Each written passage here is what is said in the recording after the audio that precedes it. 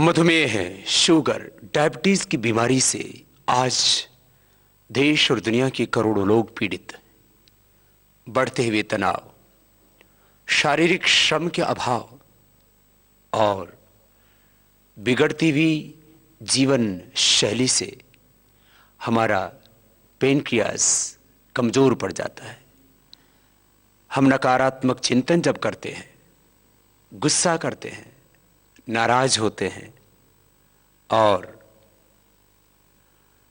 बहुत ज्यादा एलोपैथी की दवाई खाते हैं, उन सब के कारण से पेनक्रियास के बीटा सेल्स डीजनरेट हो जाते हैं।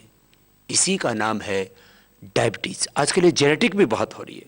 जो बच्चे बचपन में ही बुखार की, पेट के कीड़ों की या टाइफाइड आदि की तेज दवाइयां खाते हैं, उनको ये बीमारी बचपन में हो जाती है। अथवा जो मां गर्भावस्था में एलोपैथी की तेज दवाइयां खाती है, उससे गर्भ से ही बच्चों को डायबिटीज हो जाती है। ये बहुत ही खतरनाक है। और डायबिटीज के साथ साथ डायबिटीज के जो कॉम्प्लिकेशंस हैं वो और भी ज्यादा क्रिटिकल हैं। डायबिटीज के कारण से करीब 2% लोग तो हमेशा के लिए अंधे हो जाते हैं। करीब 35 से 40% लोगों की किडनी फेल हो जाती है और करीब 80% लोगों को आंखों की कोई ना कोई बीमारी होती है। डायबिटीज के कारण से न्यूरोपैथी की प्रॉब्लम्स और डायबिटीज के कारण से गैंग्रीन की प्रॉब्लम भी बहुत लोगों को होती है। और डायबिटीज के कारण से व्यक्ति को सेक्सुअल डिसऑर्डर्स भी होते हैं, शरीर कमजोर पड़ जाता है। इसलिए डायबिटीज का कंट्रोल करना बहुत जरूरी है। शुगर बढ़ने से आप ऐसे देखेंगे तो आपको लगेगा कि इससे क्या दिक्कत है, मैंने शुगर खाई तो मेरे ग्लूकोज में शुगर की मात्रा बढ़ गई, लेकिन उससे आपकी आंखें खराब हो सकती है, आपकी किडनी खराब हो सकती है, आपको हार्ट की प्रॉब्लम हो सकती है। इसलिए डायबिटीज और डायबिटीज के कॉम्प्लिकेशन से बचना बहुत जरूरी है।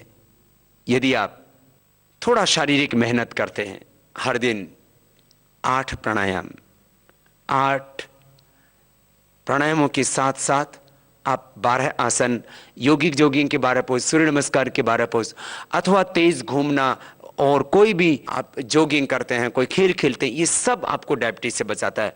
डायबिटीज होने के बाद उसको नियंत्रित करने के लिए यदि आप योग का आश्रय लेते हैं, ये आपके लिए 2 दृष्टि से बहुत महत्वपूर्ण होगा। एक तो डायबिटीज आपकी ठीक होगी, डायबिटीज के कॉम्प्लिकेशन से आप बचेंगे। डायबिटीज को कंट्रोल करने के लिए कपालभाति और मंडूकासन दोनों ही बहुत ही उपयोगी हैं। कपालभाति डायबिटीज के रोगियों को 15 से 20 मिनट रोज अवश्य ही करना चाहिए। इससे पेनक्रियास के बीटा सेल्स रीएक्टिवेट होंगे, रीजनरेट होंगे, और डीजनरेट हुए पेनक्रियास के सेल्स भी आधा घंटा कपालभाति प्राणायाम के करने से रीजनरेट हो जाते हैं। ये बहुत बड़ी बात है। और डायबिटीज के कॉम्प्लिकेशन से बचने के लिए अनुलोम विलोम प्राणायाम भी बहुत जरूरी है। और कपालभाति 15 से 20 मिनट और अनुलोम विलोम यदि 10-15 मिनट भी किया जाए तो डायबिटीज के रोगों के लिए बहुत ही उपयुक्त है।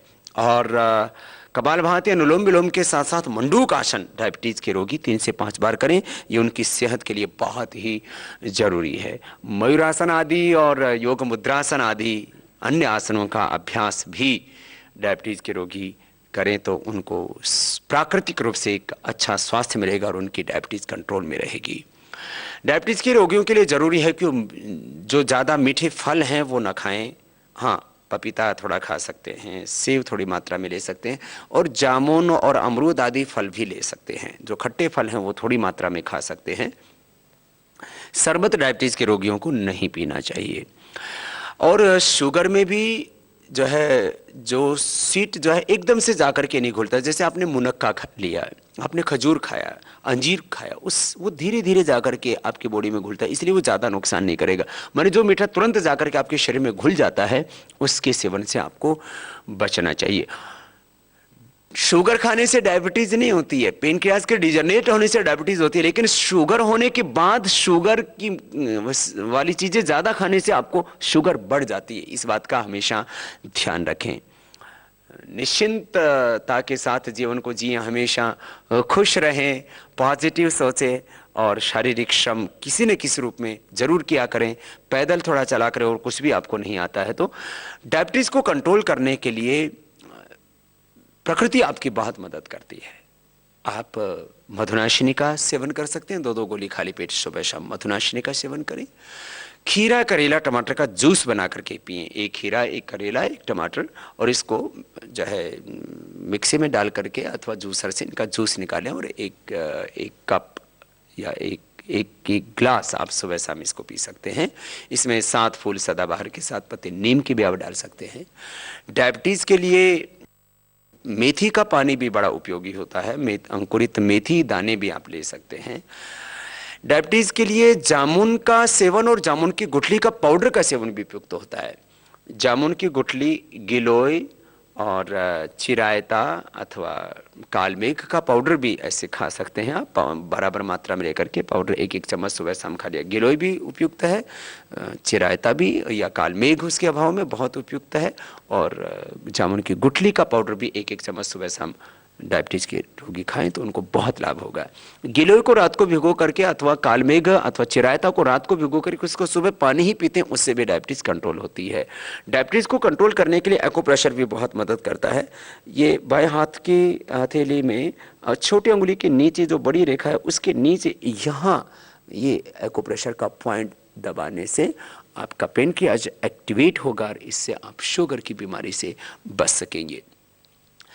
डायबिटीज़ की बीमारी को नियंत्रित करने के लिए बहुत ज़रूरी है कि आप कम से कम 6 घंटा की निद्रा जरूर लें।